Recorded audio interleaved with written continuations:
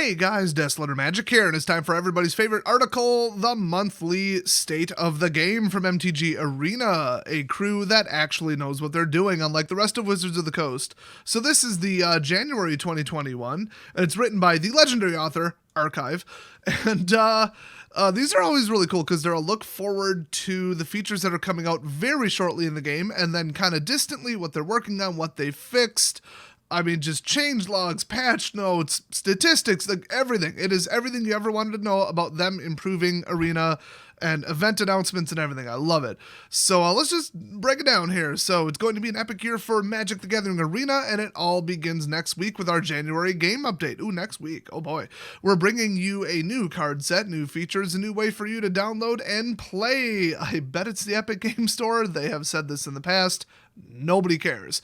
So I could watch the video, but, you know, why not just keep looking at this? So, oh, there we go. Look at that. We got the one of the backgrounds. We got one of the animations. That's pretty cool. And about this, they say, yes, those are Nyx's basic lands. They won't be available with this release, which is shocking because the set's coming out. But we'll have more information on how you can obtain these lands and other showcase card styles in a future update. So obviously they're part of an event. I guess it just means you can't get them one per pack because you don't even open lands in the pack. So yeah, that's gonna kind of be a pain. I wish we could just get them, but whatever, they always do this. So Theros Beyond Death also heralds the return of Sagas, Devotion, and Constellation to standard play, as well as the addition of the new keyword Escape. That probably should have been comma capitalized double quotes, but okay. Once again, Matt Tabak, whoever that is, serves as our idyllic tutor for explaining both the old and new in our Theros Beyond Death mechanics article, which, I mean, most of them are from the last time around. I didn't really feel like making a video about that. And in MTG Arena, Constellation, Devotion, and Escape will each feature their own badge and brief explanation text on how the mechanic works for quick reference in-game. Yeah, I think you just hover over the card, and then below, like, the normal properties and stuff, it'll just say, here's how this keyword works, which is fantastic. So here's another screenshot that really does not show that. I mean, I guess it's on the card, maybe? No, it's really not. No, they don't say what Indestructible or Devotion does on there. I don't know what this screenshot is. It's got the new owl pet on it. Anyway, we've got Epic Game Store. Told ya. We're also happy to announce. Let me stop you right there. You shouldn't be. Everybody hates them. Epic Games is run by a lunatic, and 10% of the money goes to Tencent. That's always good.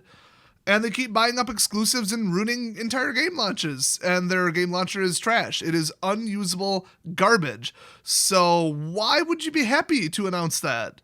That doesn't make sense. Anyway, with the January 16th release, we'll be officially launching on the Epic Game Store. Yeah, for the 3 people that'll download it there. Don't do it, by the way. Do not uninstall it and go get it from there. There will be no benefit to it. There will literally only be downsides. For our established players, you'll still be able to download and play as you have been. Good, you better keep it that way forever or I will literally quit the game. Playing through Epic Game Store is optional, not a requirement. You'll also share play queues with players regardless of where you play, so you're welcome to choose your preferred platform. Good. Keep it that way forever. We'll have more information and a complete FAQ as we get closer to next Thursday. Here's some frequently asked questions. Do they even have a cart system, and will they stop flagging your credit card as fraudulent and lock out your account because you made too many purchases in a day? How about that one?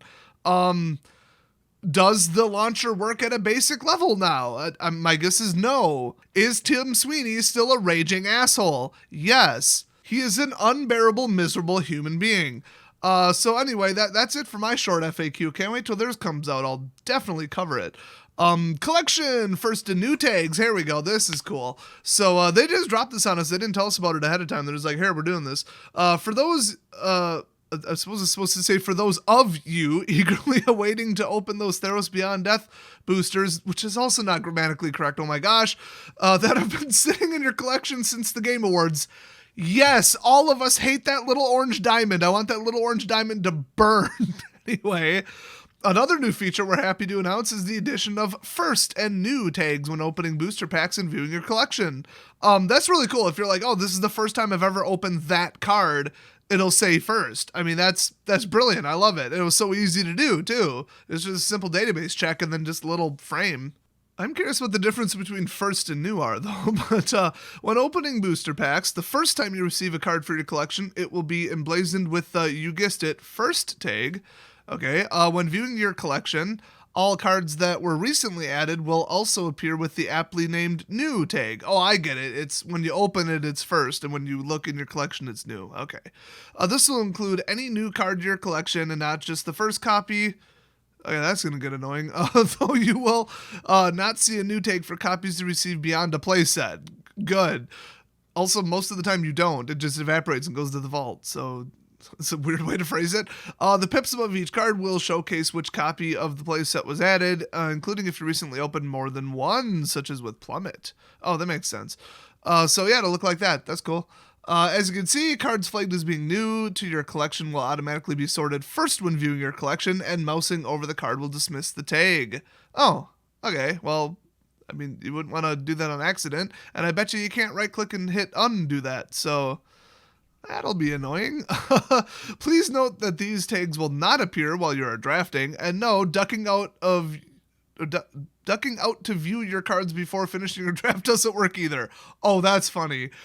These tags will only appear once you've reached the deck building portion of your limited events. Deck builder, new sorting options. Cool. I like that. I haven't even read what it is, and I don't like the current sorting system, so the search system is good. So let's see. Oh, wait, they mean for decks, not cards. Okay, well then, whatever. A new card set means a new meta, which means it's time for some good old-fashioned brewing. By the way, they're completely wrong. They're just going to take the existing decks and make them worse, and nothing that I've seen in the set can compete with it. So, cool. To help keep things sorted, we're adding 2 new options for sorting your decks: favorites and last played, which honestly that's what it is right now, pretty much. Well, except for favorites. So to favorite a deck, select the deck you wish to give a shiny little star to, and click the favorite button located at the bottom of the screen next to the other deck options. Voila! Your deck will receive a golden badge of honor and will appear first in your collection. They should let you leave a note about why you put a gold star on it, and every single one of mine will put, like, actually wins, or, like, actually meta relevant. Because it keeps changing. Every time they ban something or something changes, then something changes, and all of a sudden my, like, crazy killer deck can't win crap, and then I just switch, which is why I build, like, 8 decks at a time. Right now, none of my decks are doing, like, amazingly high above 50% win rate. Like, we're talking 55, 60 tops, and I want to, like, go faster than that through the rankings. So I built a new deck today, and I got 8 straight wins with it, which, I mean, they give you softball opponents for the first couple, you know, whenever you build a deck. Everybody knows this clear as day, but this deck is sheer power. The funny thing is, the deck's not that good, but against the meta it is. Holy shit. Everything that's popular right now loses to this deck, and it is hilarious. It's kind of like a modified duck and cover, like semi-swarm mix deck. It is so funny. Anyway, favoriting decks can be used alongside other filtering options as well, so that's nice. For example, if you sort by alphabetical, your favorite decks will still be sorted alphabetically, followed by the rest of the decks in your collection. So it's like a separate super layer, and it's like a top level sort, so that's cool. So yeah, I like that. You can see that's how it works right there. Put a little star on it. And last played will sort all your decks based on how recently the deck has been played, starting with the most recent and going backwards from there. Now, see, they've kind of done that, but it doesn't stick to it. So as long as they make it actually stick to it, that would be nice. Let's see. So we've also tweaked how sorting by color identity works. Selecting multiple colors will now work as an AND filter instead of an OR filter. I mean, I guess I could see myself wanting to do either or some of the time and not some of the other time, so it should probably have an option to do both. Anyway, we hope this makes sorting by color identity a little more intuitive. It probably does, but then you literally can't just say show me all of the blue and black decks, which they're outlining right here.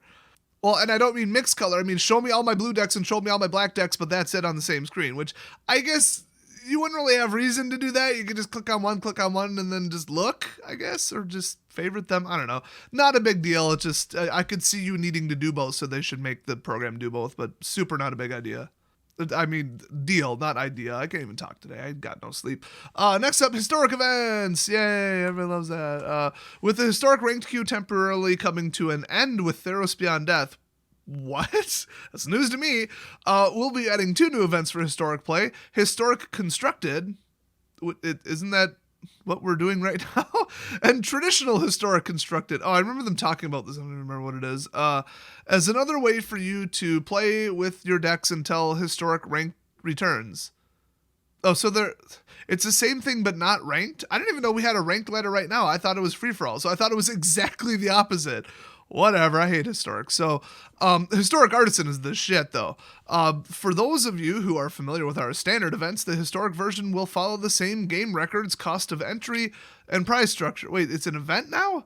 You know, I'm so confused about it. Who cares about historic? Let's just skip all this bullshit. The return of Brawl Days! Oh, boy. We ran Brawl Days last update as an experiment, and we found that over half of the players who regularly play Brawl engaged in the event. Wow, so you can only get half of the people to waste 10,000 coins just to play the format that they just want to play.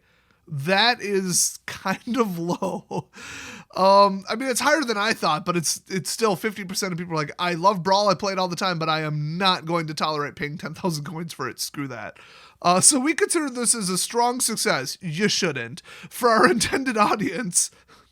I love how they put that qualifier on it. And so we're excited to bring this back for the January update. Yay, get out 10,000 coins again. Oh my gosh. This month's event will run from the launch of the January update until the February update. Currently planned for February 14th. It will, assume they meant to put it will be available for 10,000 gold and features Talran, Sky Summoner as a reward for the first win. Oh god, here we go.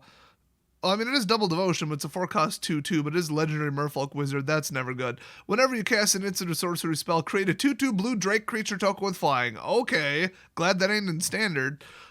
We've also seen a noticeable uptick in the number of people playing Brawl in Direct Challenge and Friends Challenge. Yeah, that's because Standard Constructed is ass cancer right now.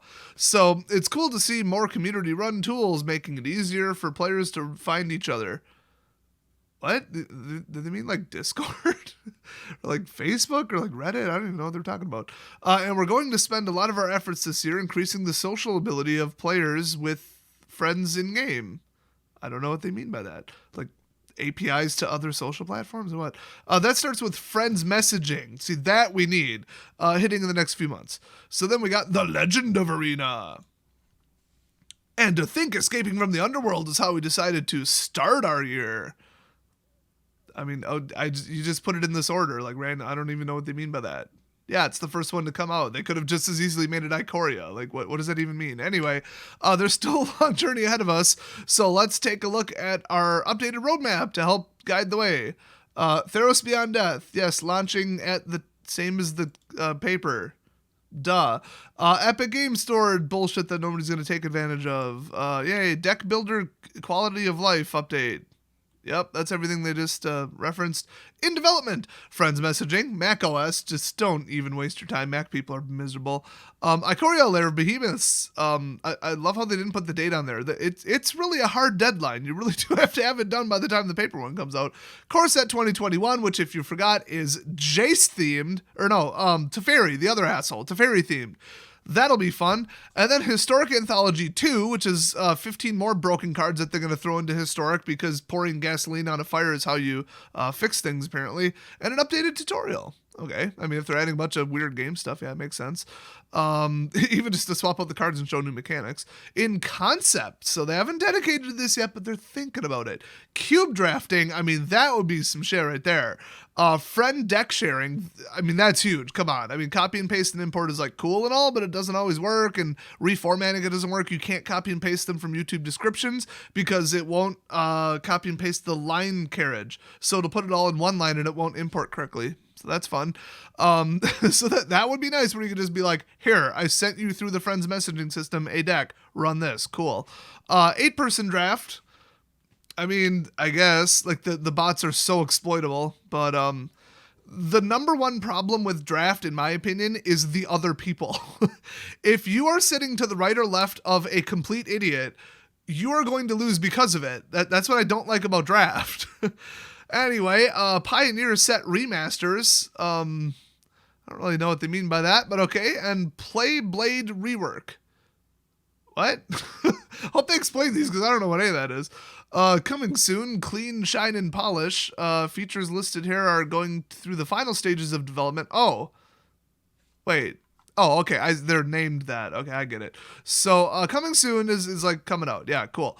Then in development, turning ideas into reality. So they're working on right now. Items listed here are in active development with dedicated developer resources and task lists to complete. So they're coding that crap right now. In concept, putting pen to paper or fingers to keyboards. Or markers to whiteboards. Hey, this is our planning stage where we decide which ideas become features, but only which ideas must... Wait, but also which ideas must stay ideas for now. Once dedicated features are scoped out, iterated on, reworked, and reiterated as we start to figure out exactly how to bring ideas to digital life. Either I read that wrong or they wrote it wrong, but let's move on. We want to give a special call out to friends messaging, which will allow you to directly message your friends in-game. Now see, that's better than in-game chat. In-game chat, I've heard on MTGO, is absolute cancer. It is right up there with like GTA 5 levels of trolling and butthurt 12-year-olds. Oh, and angry 35-year-old neckbeards where their whole life revolves around magic. That's actually probably a better description. I've noticed 12-year-olds who play Magic are actually really, really civil and mature, which is kind of ironic. It's the long-time, old-time, net-decking, lazy-ass douche players who are the ones that are the problems. But anyway, if you added the person to your friends list and they start talking shit, remove them from your friends list, and why did you add them in the first place? So I don't think the whole, oh, they're adding chat, this is going to be World War III, really pertains to this update. Now, if it was just open anonymous chat, or, well, not really anonymous, but just open chat to people you don't know in-game, whoever you paired up against, that would be World War III, 4, and 5. Okay, they should not do that. That would be bad. I'll get banned. Everybody who plays against me will get banned.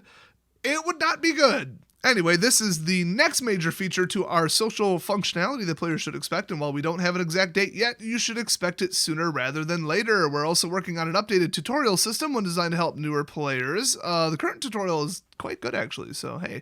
Or old players who are rediscovering Magic through MTG Arena, that's cool.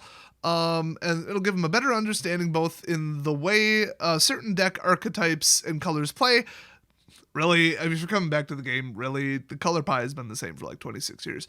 Or why they may have lost certain practice or tutorial games. Buy more cards! It should just come up and say that. You have a weak-ass deck! Spend $100 on the game to be competitive. Which, by the way, is not true. But if you haven't bought the initial, like, $4.99 pack when you first start the game, it's actually pretty good. So with Theros Beyond Death coming soon, Core Set 2021 has now joined Ikoria Lair of Behemoths in active development. Yeah, I would hope so. That's not just when you feel like it. That has a deadline. Like I said, work continues on our social features, and our goal is to implement direct messaging in-game within the next few months. We've also clarified historic cards to Historic Anthology 2. Now that you have an idea of what that means, and we've dropped new event types in favor of more specific callouts, such as 8-person pod drafting.